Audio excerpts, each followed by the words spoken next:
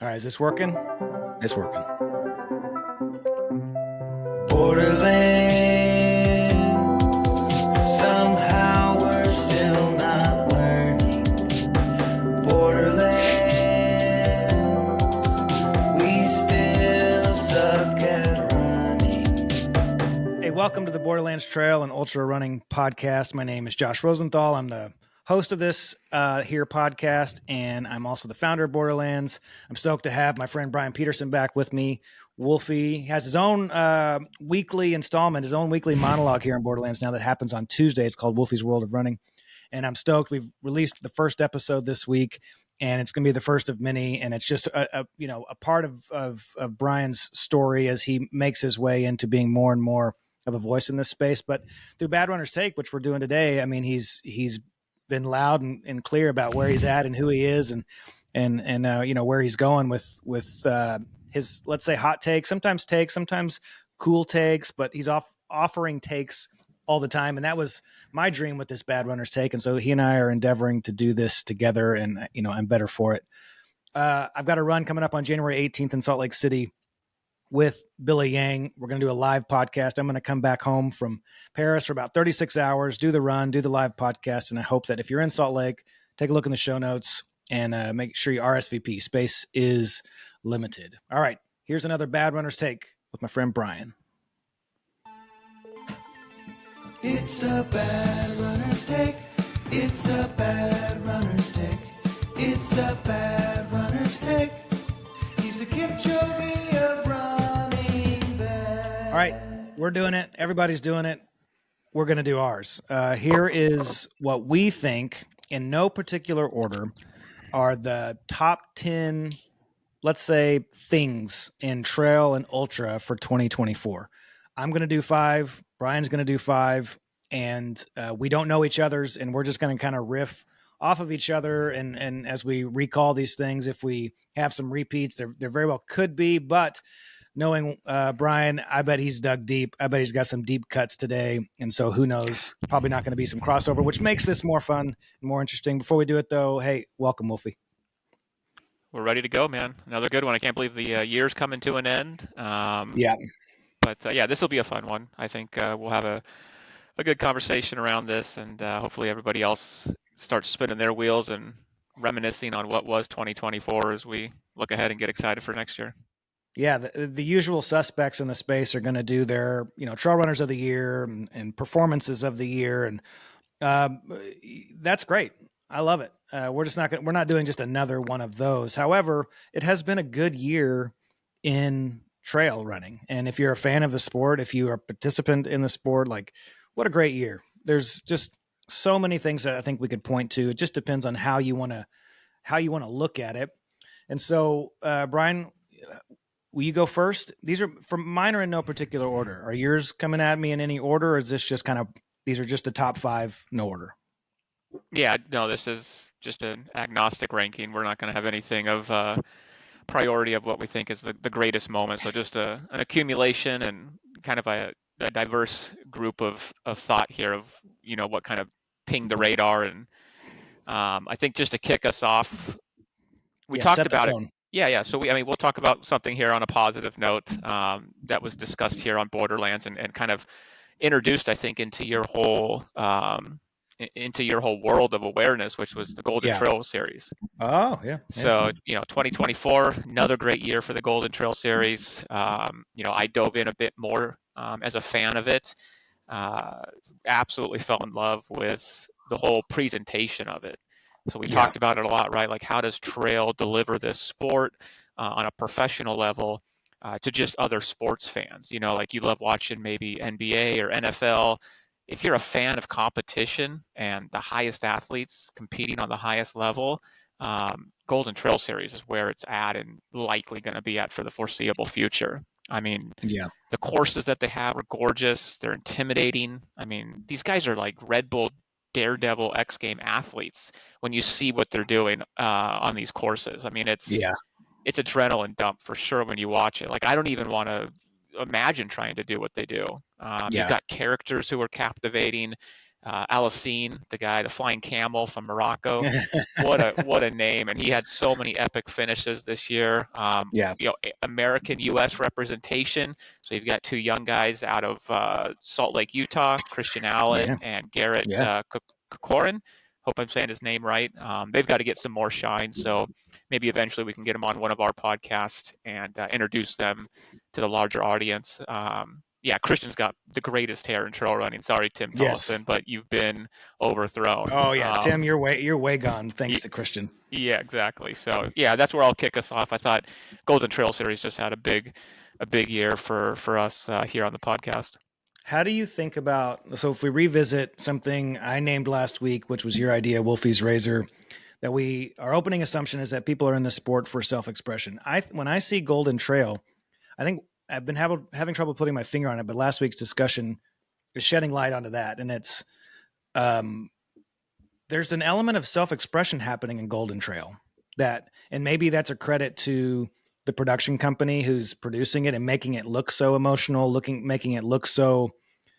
Uh, it, with those runners, it looks like winning really matters, as opposed to our American 100 milers who are. I'm happy for them. They're really, cheering each other on. They're wanting, hey, if I'm not when Zach passed Jim, and Jim said, well, if I wish, if it's not going to be me, I'm glad it's you. Like, that's a really sweet sentiment. It's meaningful. But what I like about Golden Trail is that it feels like there's that self-expression component in performance that makes it especially motivating.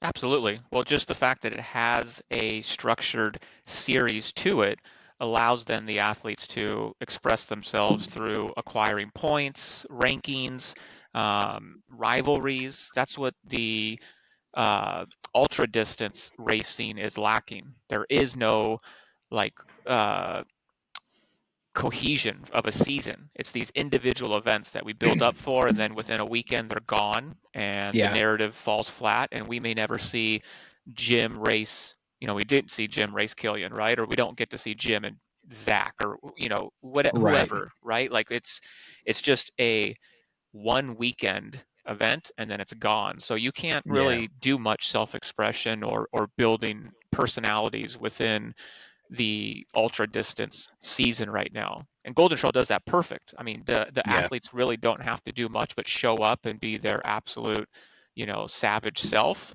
And then Golden Trail Right. Series puts together this incredible package that you can go watch and uh, and really dive into. Yeah. Okay. I like that. I'm going to piggyback on that with one of mine, and that is Cirque Series.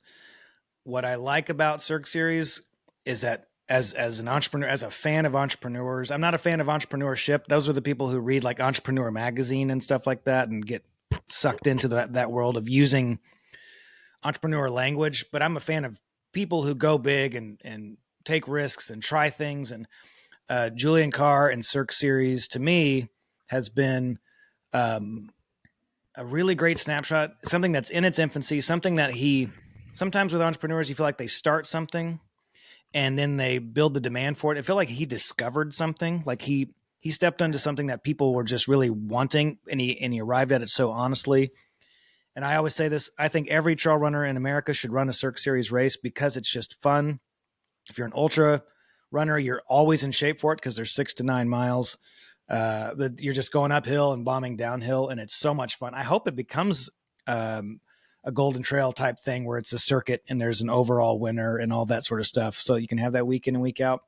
But just in general, I love the momentum behind a very short distance that anybody, even on if you're a 100-mile specialist on a down week, you can sign up for one of these. The pre-race energy is incredible. The post-race energy is incredible. The race itself is suffering, brutal. You get all the suffering you'd want in a 50 mile or 50K, just jammed into 2 hours, and it's a party. So I love that. Yeah, definitely. I think it's got a lot going for it. I haven't attended one myself, but through you exposing it Yeah, to me this year, yeah, I mean they look super fun. Like they seem to have all the right ingredients. I mean they have the cool factor. The vibes are there, right? Like it absolutely. looks like Yep. they're really nailing the pre and post race vibes that Yeah. Maybe sometimes the ultra 100-mile distance, doesn't really do that great of, right? Like a lot of races that you finish, like people kind of linger around and then they leave, and for good reason. Like you've just endured, Yeah. 20 plus Yeah. hours at least, if you're doing a 50-mile or 100K or 100-mile distance, like you're not going to hang out and really have much energy. Your crew's Right. not going to hang out. They've been, taking care of you for all day. And so Right. It's a lot. Yeah. exactly like this race hard, party hard mantra there at Cirque is pretty cool. It's inspiring. Yeah. All right. What's next for you?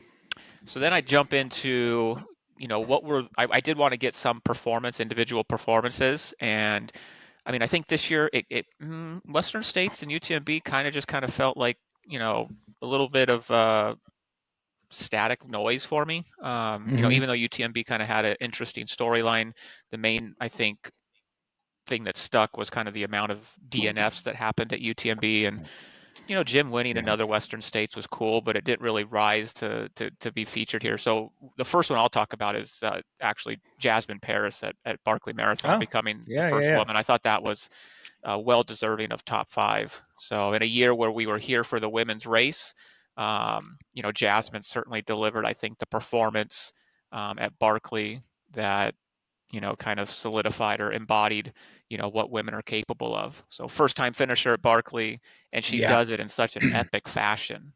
So 59, what was it exactly? 59, 58, 21, just to Yes. slide under the 60-hour record. Yes. And I Yes. mean, I was doing a live stream on YouTube with a buddy of mine, Aaron, at Trail Talk. And so we were live streaming live as the clock was ticking down. Didn't know if it was going to Mm-hmm. happen, and then all of a sudden confirmation, she's got it at the gate. So I mean, what Yeah. a moment to celebrate. Glad we Yeah. had what minimal coverage we had, which made it feel even more kind of um, exciting that you weren't really getting it in a true live fashion, but more in that kind of Yeah. old school I run far fashion. um, Yes. so Yes. yeah, Good where were point. you at when that happened? Oh gosh, I remember my phone being with me because I was watching it, like watching the updates and seeing the photos come in. But here's my take on that. I mean this as a compliment. Even I think it's equally as great of an accomplishment and is worthy of the same amount of celebration, whether she was a woman or not, because that finish in that amount of time, that's the drama to me. You know, like that's the thing that gives me goosebumps when I think about it. The hair stand up on the back of my neck. Like they didn't think she was going to make it.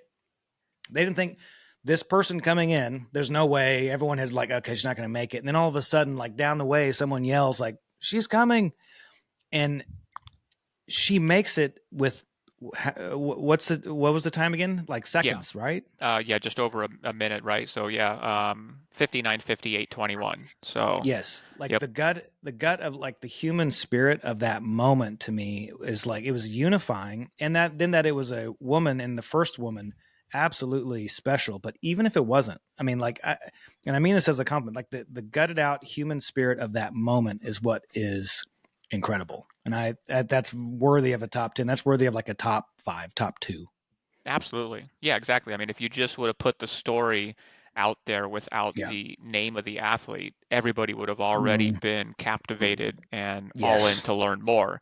You look Yes. at the race's history, right? Like, I don't know what the exact numbers are, but let's just say it's approximately less than 20 unique finishers of the race ever, and its race has been on for approximately 15 some odd years, right? So, I Yeah. mean, a finish of any gender is rare and unprecedented. And for it to then become the first woman was just kind of that third level for me, like you're mentioning, where we kind of celebrate everything all together at once. Yeah, and just to note, Barkley Marathon, the first year of the Barkley Marathon was 1986. Oh, so yeah, even longer. Can you? I Yeah. mean, isn't that crazy? Yeah. The number of finishers in that amount of time is absurd. Yeah.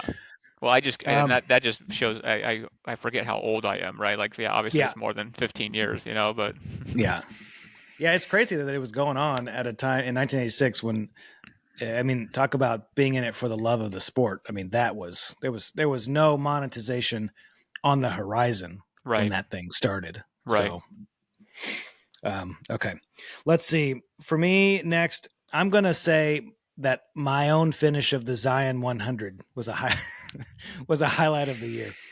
Uh, it's just one of those moments where I gave everything I had. Like I found new parts of myself. I loved the whole journey, but in the end, like the support from people and the encouragement. I want to get a shout out to Taylor Spike because he right after I finished, and I really admire him. I admire certain, I could have I could go into detail on it, but the high level is I just really admire that guy. And when he messaged me after I finished and said like something like, "Hell yeah, you were one of the two people this year I wanted to see get a buckle."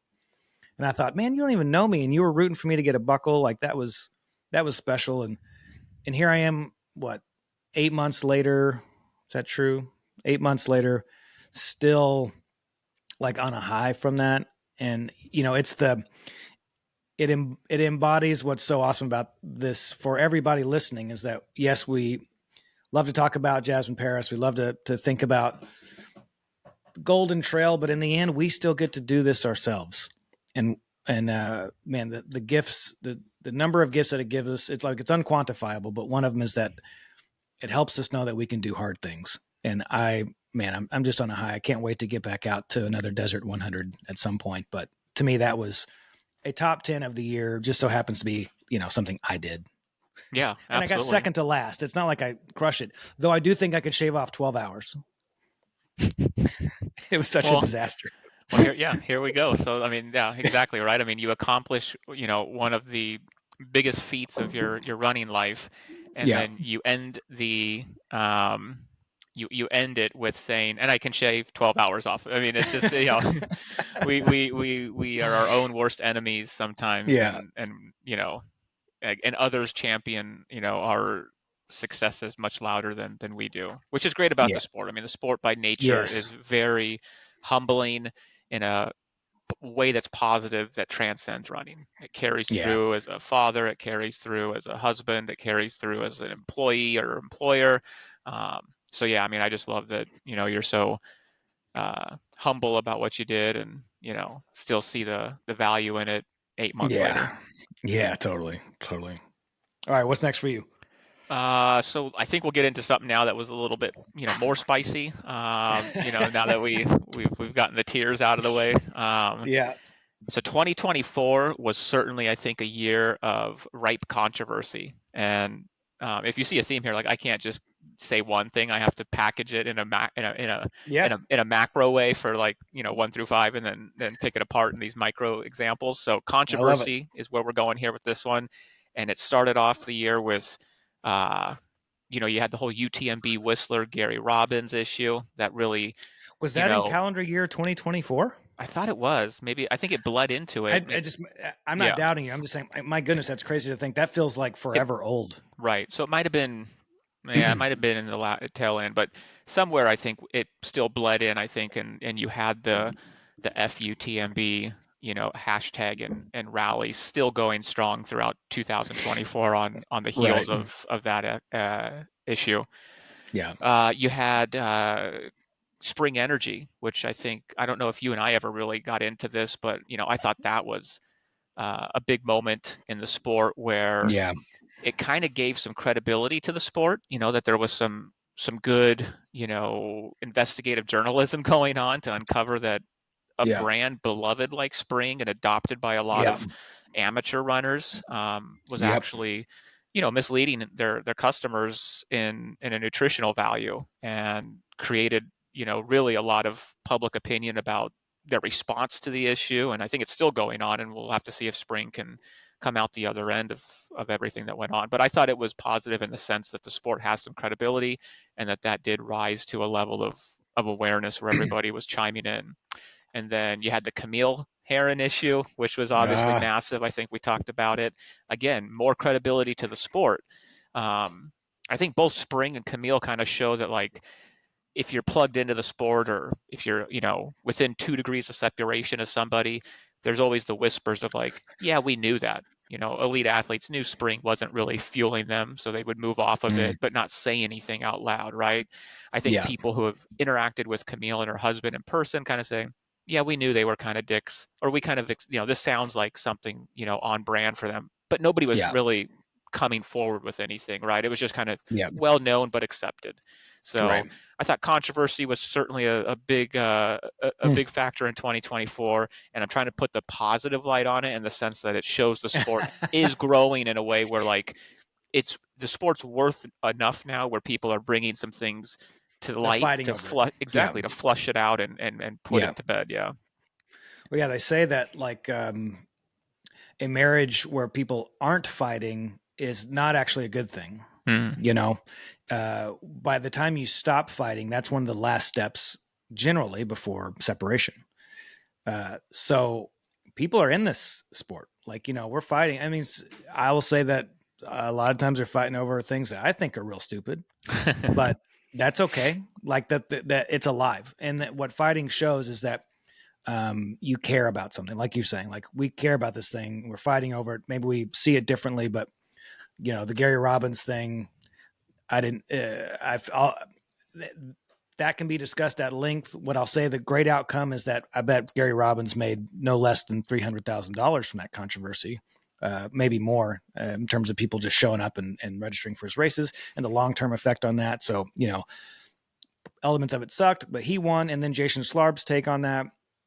And I was talking to a buddy who's really plugged in high up at UTMB over here in France. And it's like, yeah, this, you got America, just like Schlarb said, America has to have its like marquee UTMB race. It just has to for this thing to work out. And they can both coexist. So I think there's a positive and negative. There's winners and losers on all of those, but in the end, yeah, that there's passion and fighting on its behalf is keeps us interested. Yeah. Yeah. So, I mean, obviously 2025 will probably bring us a few curveballs that we aren't expecting at the time. Yeah. But hopefully it's not maybe as petty as some of the things that happened last year. Yes. Okay, here's my next one. I'm going to go against something that you said with one of mine, and that is the winners of UTMB. Who are they? Who were the men and women's winners? I don't know. It's your Do you top. remember? It's your.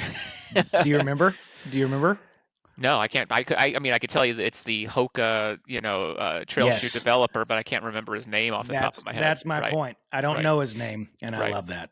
Right. And Katie Scheid, I love that. Who I wanted won the women's race, and nobody that anybody knows their name.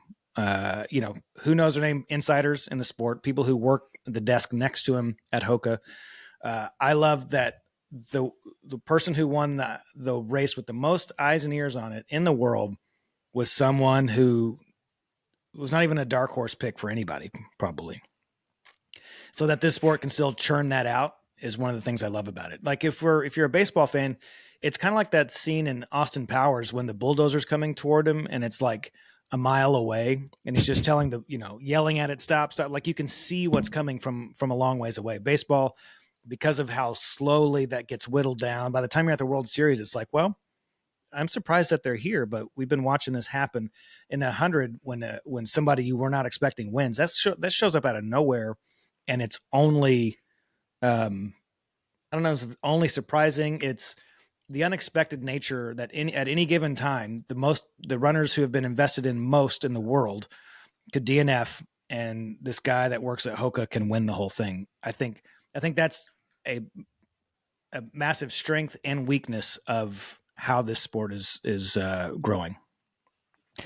Yeah, I mean, I love the fact that he did it in a finishing time that still, is very competitive and very, Yeah. credible, right? Like it would have won under most other race years finishing times as well. Yeah. And so it doesn't just kind of say like he was the best of the ones that didn't DNF. Like, he went out there and threw down. So you're right. I mean, it Yeah. does say something about the sport, but because the time was still in comparison to other Yeah. great finishes, still so competitive, I don't know. I can't land on what it really says. I Yeah. guess it just says that like we haven't professionalized or gotten the best talent out of everyone or into the sport yet that still allows the best performances to come from somebody who's still a full-time Yes.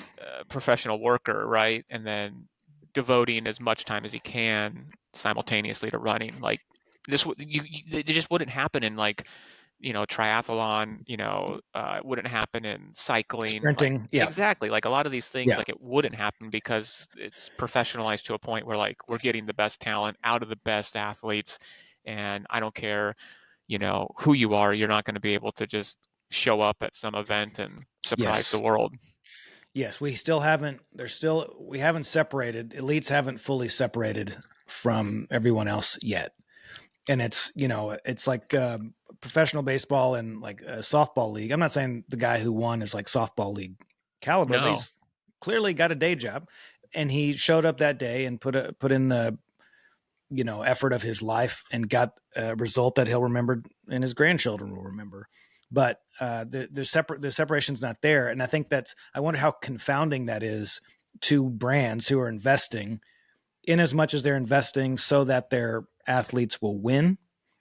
It's a bit of a head scratcher. But Hoka, since the guy worked at Hoka, we're talking about Hoka right now, so that's a win for Hoka. But that's not in the strategy. You don't hope that someone who works there produces. Like, that's just a real happy accident. So the separation's not there, and maybe someday it will be. But that's one of the things that's fun about it to me right now. Yeah. And then, yeah, I mean, he's got to be one of the highest paid trail runners. I mean, I'm sure if he's, a lead designer Great point. right. I mean, he's making six-figure plus, I would imagine, Yeah, right? So like now yeah, by default, he's he's that's a got one of great the point. highest paid jobs as a trail runner. He just happens to also design the shoes. I love it. All right, what's next for you?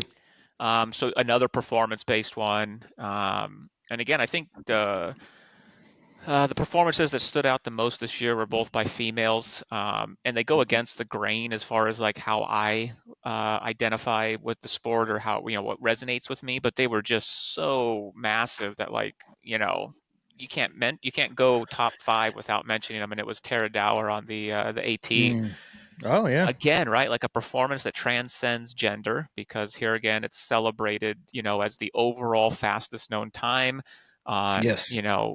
what's known as the gnarliest, long trail FKT in the United States, and the names Yeah. of giants that she slayed, just within the last 20 years, and the ones who have attempted it and failed. It's Right. astounding.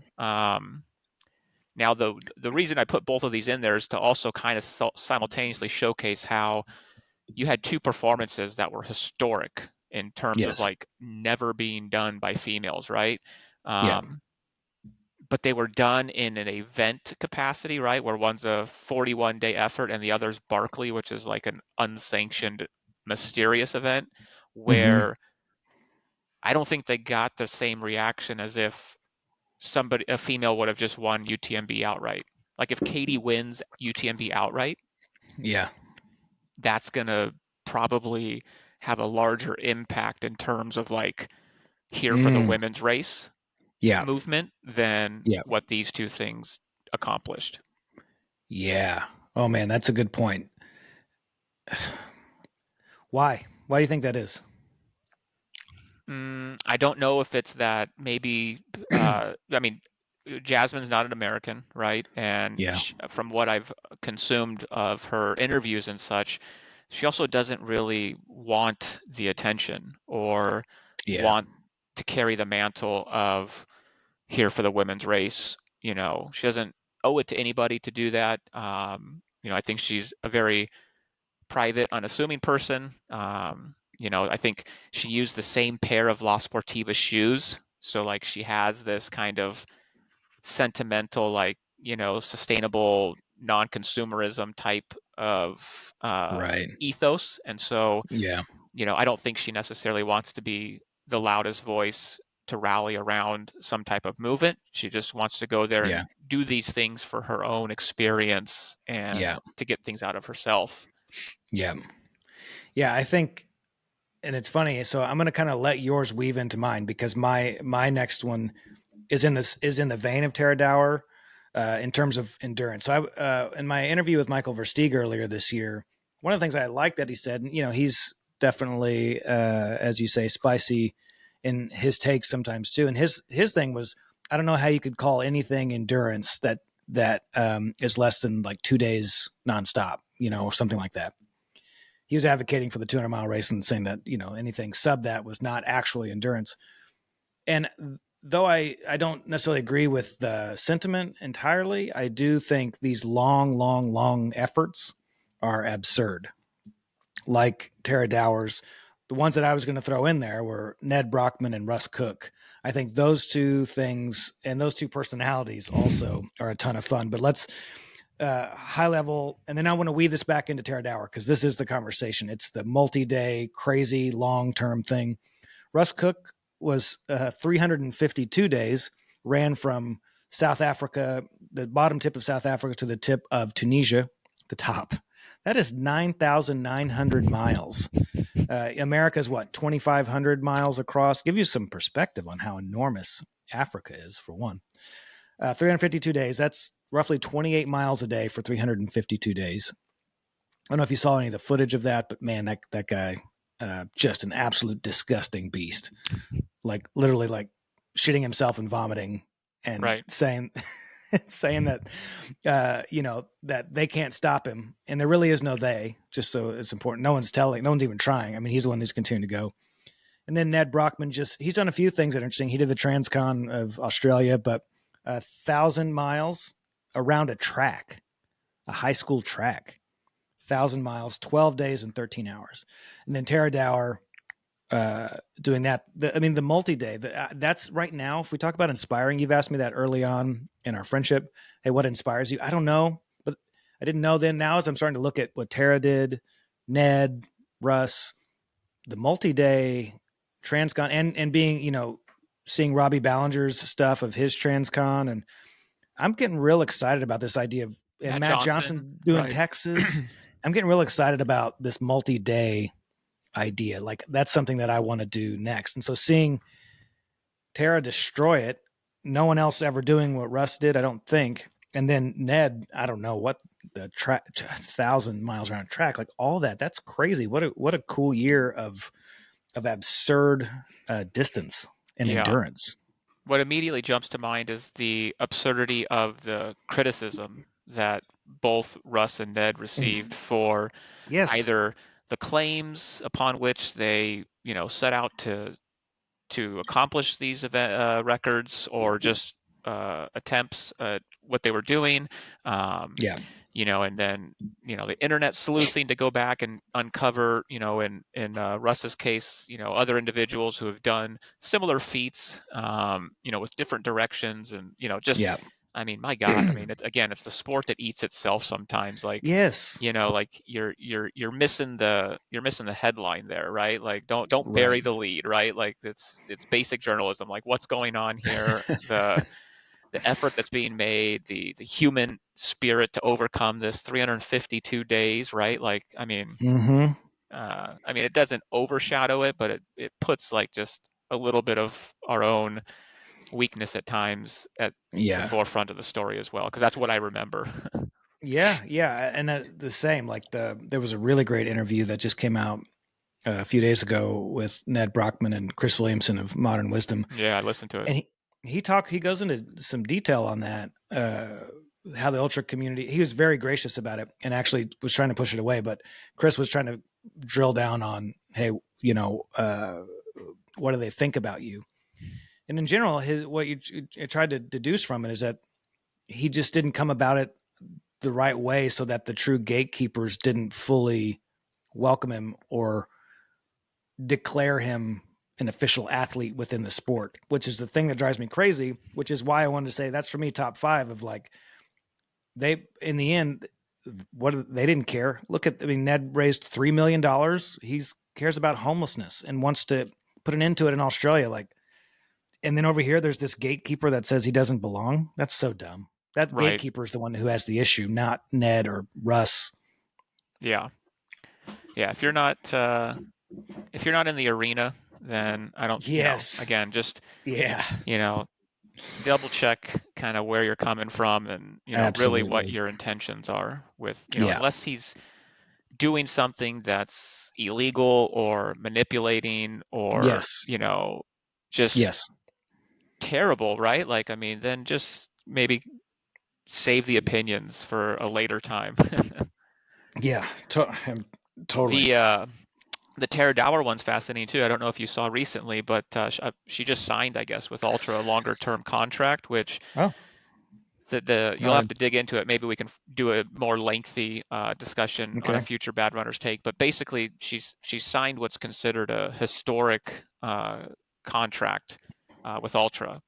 Terms of the okay, deal are unknown, but it's ranging between 100,000 to 250,000. So I want to okay. unpack kind of um, the marketing that's going on here, either with her agent or someone is working in cahoots with each other to where we're allowing it to be considered a historic contract event with no details and a range of income of 100,000 to 250. So I got into it excited, and then I read it and I said, "There's nothing here." That's a great point. That's actually saying nothing. 100 to 250. Right, and we We don't don't know the know. details. It's historic. Right, So right. yeah, so it's just one PR person is saying it's historic, and so it's like, oh, and someone has used the word historic, and now 90% of the people who consume that media are also calling it historic. Which I don't Like, like, because then it sets a yeah, precedent where maybe the 100 to 250,000 is now the self-imposed ceiling, right? Like if you're another mm, brand, it's like, why would I ever have to exceed that the range historic. Yeah, when it's already branded as historic? Like, yeah, yeah, so now 350 is out of the equation. Why would you do that? and all that tells me, is that Courtney hasn't been up for contract renewal in a while. Uh, because I got to imagine, even though Katie's the one I'm most stoked on, Courtney is very monetizable and deserves an enormous one. And yeah, if someone else getting called a historic at X dollars in any way limits her next contract, you're right. That's a problem. That's a flaw. Right. All right. I think we're down to our last two, right? Yep. So I did Ned and Russ after you did Tara. So I think it's your turn. Yeah. So this last one's gonna be the rise of oh, I'm drawing a blank on his name now. I didn't write it down. Oh my God. Um, he just set the course record at Leadville. Why am I drawing a blank on his name? Oh, Roach. Yes, David Roach. Thank you. Thank you. Oh my gosh, it's too early here still. Um, yeah, so David Roach, really, I mean, kind of a name in the sport that, I think has always had kind of probably an issue with his identity in the sport, right? Like, kind of always known as like the villain of Coop's ire, right? Like their rivalry, right? Yes, Like if you asked me that's how what I was originally heard right, about him. right, like what was he known for? If somebody asked you, right? Like you would get a mixed result, right? Like, oh, he's a swap coach, right? Or oh, he's filled with rainbows and dinosaurs. He's positive. He's filled with superlatives and positives, right? Everybody's awesome. Or the Coop issue, right? Very few Yeah, people would probably have known, not very few, but probably third on the list would have been known for his race accomplishments. But man, I mean, he yeah. really planted his flag as a true ultra distance champion, starting off at Crown King out here in Arizona. Mm-hmm. And then, yeah, I mean, overcoming the bike accident, which was not some Yeah, like small, like, oh, I went over my handlebars. Like, that was a serious accident that, could have went one way or the other there.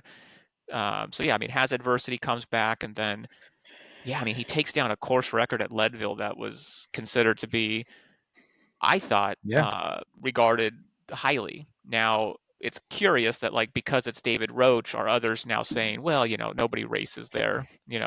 Like I've heard people now kind of start to walk back how legendary the record was. Why? Because it's David Roach now that has to be the yeah, one that's the champion, right? Like, not the hero that we wanted, but maybe the one that we needed at the moment. And then yeah, and then yeah. he goes to Javelina and has another great performance to really make sure that everybody's lips stay Solidify. zipped up, right? Yeah, Yeah, exactly. I think you're exactly right. He's not the hero that I wanted, but I think it is the hero that we needed because legitimate. I'm not a big fan of his podcast. I'm stoked for his success as a podcaster. I don't want to take away that. I'm just not in his target demo. Um, so he's not like, oh, who do you want to have a breakout year and represent the speediest times of the year at some of the biggest races of the year? Was not going to be him. But now that it is, and because it annoyed so many people, I like that. And not just simply for the sake of annoying, but because it's like the annoyance is a version of challenging who we think. We often, decide if someone says the right thing and kisses the ring correctly and all that, they're the ones who we get to celebrate. And the second it's someone that we don't think is the right person to do it, we start looking for those excuses to discount. I listened to David Roach with what's his name? Rich Roll. Rich Roll. And Roach was, talking about the course record at Leadville very respectfully, like that the runner who had it had like among the highest VO2 maxes in recorded history at like 94, 95 or something like that. And for him to show up and do what he did at those races, like it's incredible. And I like it because it upset a lot of the people that I don't mind seeing upset. Absolutely. And yeah, I mean, fully admit, like, I was in the camp of like never thought I wanted David Roach to be, Yeah. in the conversation of Western States hype. Yeah. And Yes. I did listen to the Rich Oh. Roll podcast, and I found that, like, yeah, I liked him on there. And I just, I don't know, necessarily why when he gets on Swap, him and his wife take a different tone, and everything kind of changes, right? So, I Yeah. mean, I get it. We talk to the environment that we're in, so maybe, it's fun, it's silly, it's sexual. They've got that thing going at the Swap podcast, but Yeah. yeah, I was really impressed with how he came across, and it just shows, Rich's ability as an interviewer, and Oh and gosh. and, Yeah. and that David has another side to him as well. But yeah, I didn't Yeah. think I wanted David in the conversation at Western States. And this is the hot take.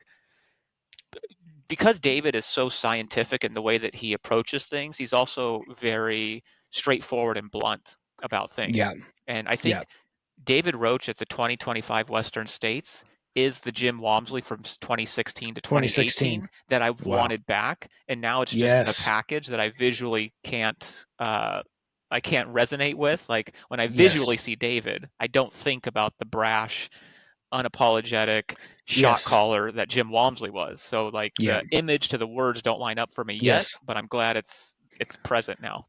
This is this is the first Western States in recollection that someone's showing up that if it's not them, we're going to be surprised, and that person, I mean, that's tremendous fun to me. And the number of people that will be annoyed if he wins is a good thing. Yeah, my hope is Killian shows up and goes home crying. Oh my gosh, could you imagine? No I'm shots on Killian. That's going to anger all the international fans. But I mean, no. we fly the American flag high here, and Yeah. the fact that Yeah. Killian's ducked the Western States event for over a decade, Yeah. says a lot about him. So Here's what I want with. So you talked about David having like his podcast like persona hat that he wears, and then he had his Rich Roll, which I'm not saying was inauthentic, but it was different than what I consumed on the podcast from him and his countenance and how he presented himself. I got to imagine that the Roach in the middle of Leadville, in the middle of any of these races, there's got to be a killer in there, like a real like not nice, I'm going to destroy you killer. Or how else can you do that? yeah, it's either that or just a scientific, a scientific madman who is Yeah. so confident or so calculated in his spreadsheet that like he Yeah. is literally building confidence that because he had a predicted finish time at Leadville that he finished within like 30 seconds of. So he had his Okay. spreadsheet, right? So if you're Yeah. scientific in Yeah. approach and every time you come into an aid station, you're nailing your time, it's just it's Yeah. momentum building to where you get to the Okay. finish line and you're literally finishing less than a minute from your predicted finish time, which So you he may predicted not like 15 minutes below the course record. So like that's just Yeah. feeding the scientific mind up there. He may not have the competitive spirit to accomplish what he's accomplishing. It's the scientific mind that he's looking to like, I don't know, push himself to be satisfied within, what he thinks is possible when he does it a certain way. So maybe it's that level of satisfaction Yeah. and not He the even said performance. that, yeah, for something this bold, he had to create a character of himself because he doesn't Right. have that natural persona to feel be a killer. confident enough, Yeah. right? Exactly. And so he had to Yeah. create a character, project that upon that character because it never landed with him. Okay. Well, my last one, I thought like, okay, the boundaries are wide. Like, is it? Is there a product that excited me this year? What is it? And I like gear, but I just not a. I couldn't be like this. It was this one shoe that came out, and I'm so stoked. To me, gear is always a means to an end. It's never the end itself. It actually causes me more anxiety than it does anything because having to pick it and figure it out. And so I went back to a person, and it's someone who has that I've come to know a little bit and thoroughly enjoy, and it's Billy White. He is the race director of Surmlands 100 that I went to go see in person. So yes, I got to be with him and interact with him. But he was a Michelin star chef at St. John's in London, and then went to Noma for a brief stint. I think even just like a week or two, like staged in their kitchen. Went on to Faviken in Sweden, which was like chef's table. So like all of his restaurants have been on chef's table, and just a brilliant chef, a great guy. And what he's building in Sweden is super special. Like it just feels like what it would have felt like in America maybe 10 years ago, 12, 14 years ago. Like there's a lot of excitement. There's a lot of runners. There's really notable runners like Ida Nielsen and what they call the Ockelbo Mafian or something like that. Well, I'm way off. But the three like badass runners there from just north of Stockholm who just go and crush races wherever they're at. The community is incredible. Billy is just a well-loved guy. And I think what he's doing there is going to be the thing that defines Sweden ultra running. Even though there's been a UTMB race there's other things going on. I think ultimately because of who he is and how he carries himself and the way that the community loves him and the way that he loves the community, that what he's building there is among the coolest things that I saw this year. And because I got to see it, I got to be there firsthand. So That's awesome. Yeah, I don't have any personal experience, with any of the Swedish running culture, but yeah, I mean, that's super fascinating. Yeah, I mean, it just shows you like how this sport can be exported anywhere. yes. And then that culture gets to put its own personality and traditions onto it to create something that's unique but authentic to the sport.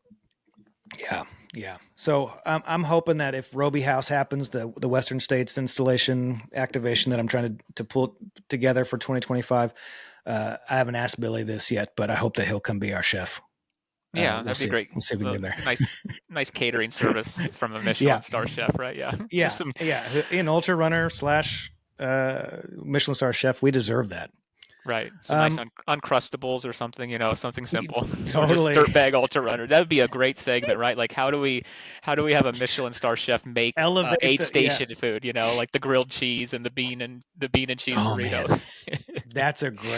That is actually okay. I'm glad that this is being recorded. All right, let's take a couple calls. Call Run More 649 649. That's 786-667-3649. All right, I'm going into these calls blind. Also, I try and just look at the first couple lines when it gets scripted out into text, just to see like is it appropriate to this? Is it not? That I don't want to. I want to have like raw reaction along with you. So here's the first one. We want any of you to call anytime and leave the voice message. You can also text. We don't mind the text, but we really like to hear your voices. So here's the first one. Hey, this is Jonathan from Baltimore, first time, long time. I'm in the hills of Maryland on a trail run and stopped listening to your podcast. Wanted to call up and leave my take. The conversation around Thanksgiving, the holidays, running, losing steam, where my head went was to some of these charity golf matches where they do like two golfers against, or a golfer and a celebrity against a golfer and a celebrity or something like that.